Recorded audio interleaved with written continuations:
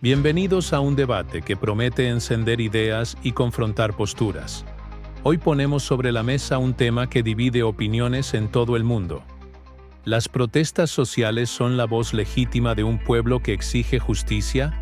¿O un foco de caos que amenaza la estabilidad?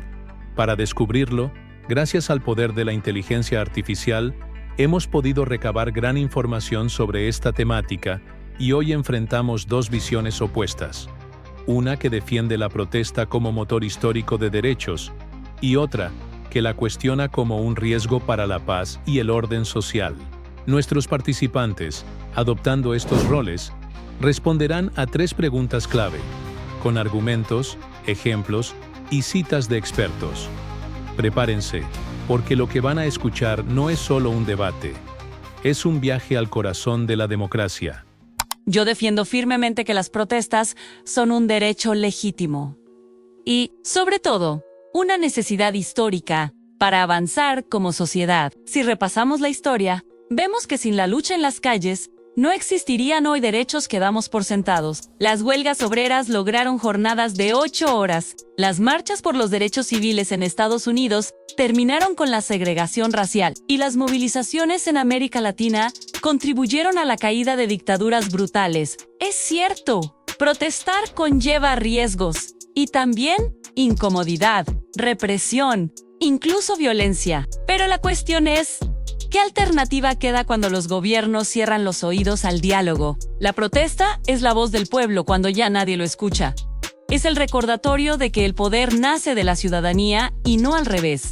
Como experto en derecho y orden público, debo ser claro. Las protestas, aunque se presentan como un derecho democrático, suelen transformarse en un foco de caos y violencia. Lo vemos constantemente. Bloqueos de carreteras que paralizan el transporte, pérdidas millonarias en la economía y ciudadanos inocentes atrapados en medio del desorden. Además, la seguridad se ve comprometida. La policía termina enfrentándose no a manifestantes pacíficos, sino a grupos radicales que aprovechan la multitud para vandalizar y delinquir. Ejemplos sobran. Causas legítimas, como reclamos laborales o estudiantiles, terminan debilitadas cuando las marchas se convierten en disturbios. Por eso sostengo que deben estar reguladas estrictamente, no para silenciar la voz ciudadana, sino para proteger la estabilidad social y evitar que unos pocos perjudiquen a la mayoría. Muy bien.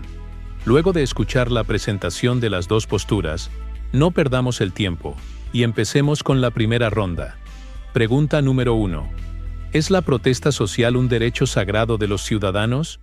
Para mí, la protesta social es sin duda un derecho sagrado de los ciudadanos, no un privilegio que pueda ser concedido o retirado a conveniencia. La historia nos demuestra que, sin la presión de las calles, la voz de los pueblos habría sido silenciada por la comodidad del poder. Pensemos en las sufragistas, que lucharon por el voto femenino, o en los obreros que conquistaron derechos laborales a costa de ser perseguidos. Claro, reconozco que en ocasiones puede haber excesos y que terceros inocentes pueden verse afectados. Pero el verdadero peligro no es la protesta, sino la indiferencia de los gobiernos que obligan a los pueblos a gritar en lugar de dialogar. Sin protesta, la democracia se convierte en una ilusión vacía. Refutación. Respeto esa visión romántica de la protesta, pero debemos aterrizar en la realidad actual. Los casos históricos que mencionas, sufragistas u obreros, ocurrieron en contextos sin mecanismos democráticos consolidados. Hoy existen instituciones, tribunales y vías legales para canalizar demandas sin necesidad de paralizar ciudades enteras. Como advierte el sociólogo Daniel N.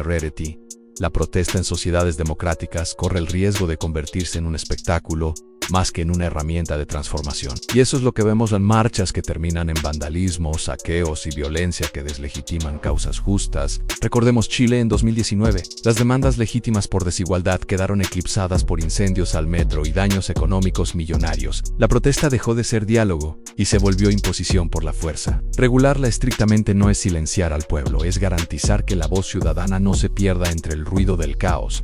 Su turno de contestar la pregunta. La protesta social, en teoría, es un derecho legítimo, pero en la práctica se ha convertido en un arma peligrosa que suele golpear con más fuerza a los inocentes. Cuando una ciudad se paraliza por bloqueos, cuando ambulancias no pueden circular o negocios cierran por temor a saqueos, ¿quién paga el precio? El ciudadano común. Es ingenuo pensar que siempre se trata de expresiones específicas. Muchas veces son manipuladas por intereses políticos y terminan degenerando en violencia. El resultado es claro: un caos en el transporte, pérdidas en la economía, inseguridad en las calles. Por eso insisto, el derecho a protestar no puede estar por encima del derecho de millones a vivir con tranquilidad y orden. Refutación. Con todo respeto, debo refutar esa visión porque parte de una premisa equivocada: confundir el derecho legítimo a protestar con los excesos que pueden darse en ciertas coyunturas. John Rawls, uno de los filósofos políticos más influyentes, afirmó que la desobediencia civil es un recurso moral válido en una democracia, cuando las instituciones no responden a la justicia. Decir que la protesta es un arma peligrosa es ignorar que gracias a esas mismas movilizaciones, hoy tenemos conquistas como los derechos civiles en Estados Unidos o la caída de dictaduras en Europa del Este. Sí, los bloqueos generan molestias, pero esas incomodidades son ínfimas comparadas con las injusticias estructurales que se combaten. Martin Luther King lo dijo con claridad: la protesta es la voz de los que no tienen voz. ¿Acaso preferimos el silencio cómodo que perpetúa abusos a la incomodidad momentánea que abre camino a la libertad? Interesante lo que escuchamos. La protesta como motor histórico de justicia. Sin marchas y levantamientos, dicen, no existirían muchos derechos que hoy disfrutamos. Pero, ¿acaso el fin justifica los medios cuando hay violencia de por medio? Escuchemos ahora la visión contraria. Ahora vamos con la segunda pregunta. ¿La violencia en las protestas puede estar justificada? ¿O toda protesta violenta pierde su razón moral? Toda protesta que deriva en violencia pierde su razón moral, sin excepción. Cuando alguien justifica incendiar un edificio, atacar a la policía o impedir que una ambulancia llegue a un hospital, ¿en qué momento deja de ser justicia para convertirse en barbarie? Incluso el filósofo Norberto Bobbio señalaba que la democracia se funda en el respeto de los procedimientos, no en la imposición de la fuerza. Lo hemos visto en demasiados casos. En Francia, las protestas de los chalecos amarillos iniciaron como un reclamo legítimo, pero la violencia desatada contra negocios y transeúntes terminó por restar apoyo ciudadano a su causa. La violencia no construye, destruye. Convierte la protesta en un acto egoísta que sacrifica la seguridad de todos por la rabia de unos pocos. Refutación.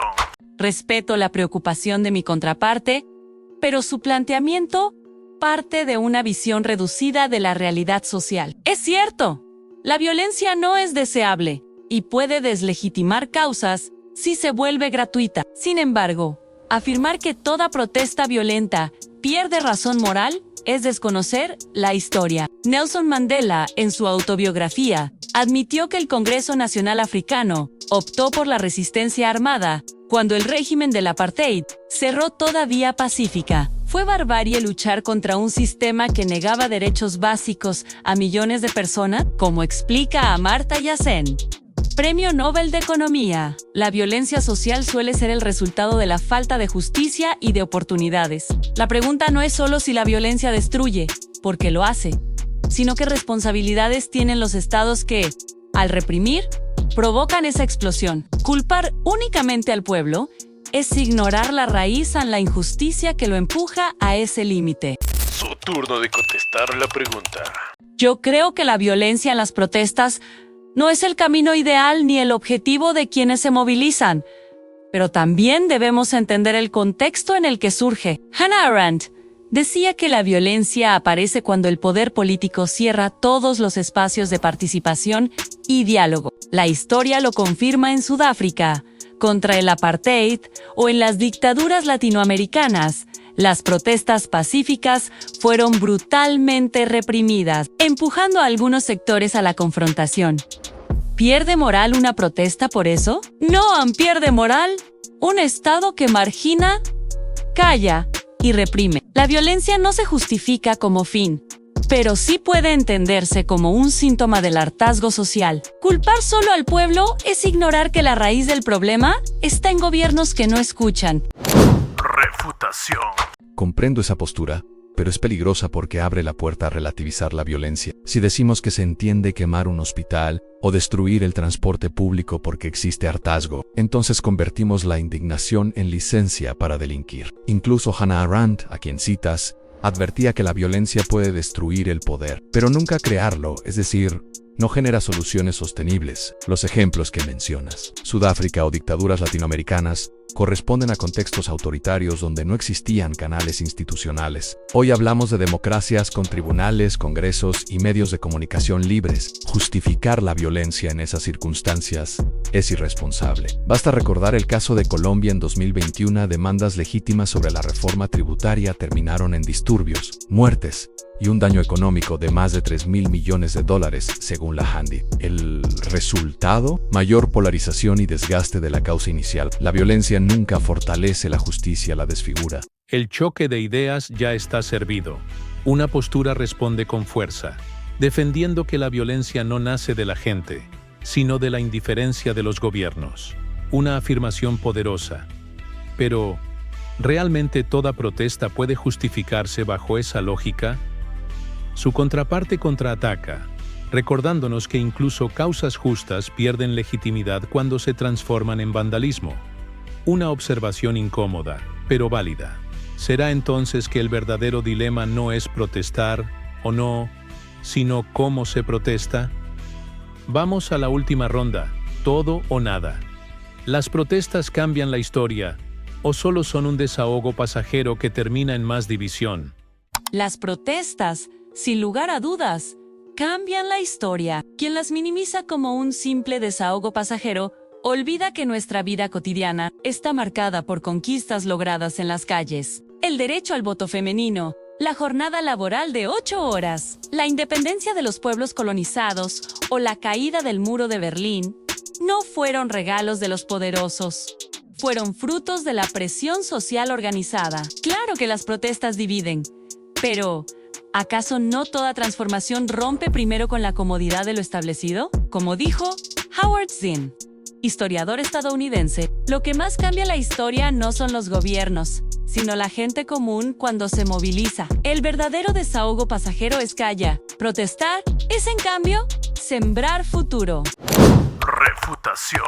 Esa visión épica ignora un punto clave. Los ejemplos históricos que mencionas no fueron producto exclusivo de la protesta callejera, sino de procesos políticos, negociaciones y cambios institucionales. El propio Eric Hobsbawm, uno de los grandes historiadores del siglo XX, advertía que las movilizaciones sin una estrategia política clara tienden a disiparse como espuma. La caída del muro de Berlín, por ejemplo, no se explica solo por protestas, sino por la presión diplomática, el colapso económico de la URSS y reformas internas. En democracias modernas, la protesta muchas veces queda en catarsis destructiva. Chile en 2019 mostró un estallido que prometía una nueva constitución, pero la polarización y la violencia terminaron por desgastar la confianza ciudadana, y la propuesta fue rechazada en referéndum. Es decir, sin un cauce institucional, la protesta no transforma, divide. Lo que cambia la historia de manera duradera no es gritar en la calle, sino legislar en el Parlamento y construir consensos. Su turno de contestar la pregunta.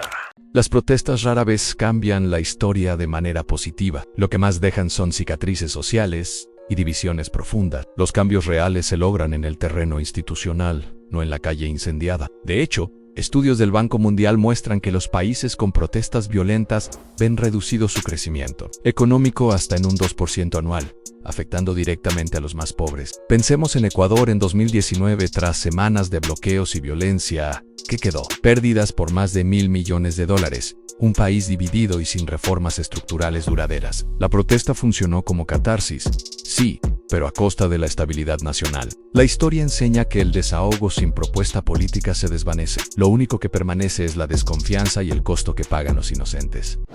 Refutación.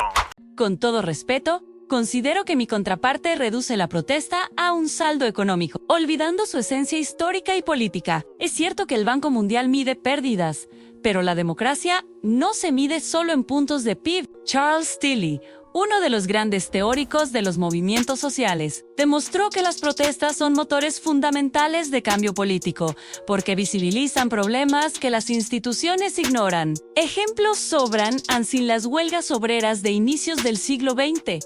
Jamás habríamos conquistado la jornada de 8 horas. Sin las marchas por los derechos civiles en Estados Unidos, la segregación racial habría perdurado. Sin las movilizaciones de 1989 en Berlín, el muro seguiría en pie. Sí, Ecuador 2019 dejó costos, pero también obligó al gobierno a replantear políticas impopulares. La división es real, pero más peligrosa es la apatía que perpetúa injusticias. Como dijo Margaret Mead, nunca dudes que un pequeño grupo de ciudadanos comprometidos puede cambiar el mundo. De hecho, siempre ha sido así. Lo que hemos visto hoy son dos posturas irreconciliables: la protesta como voz del pueblo y la protesta como amenaza al orden.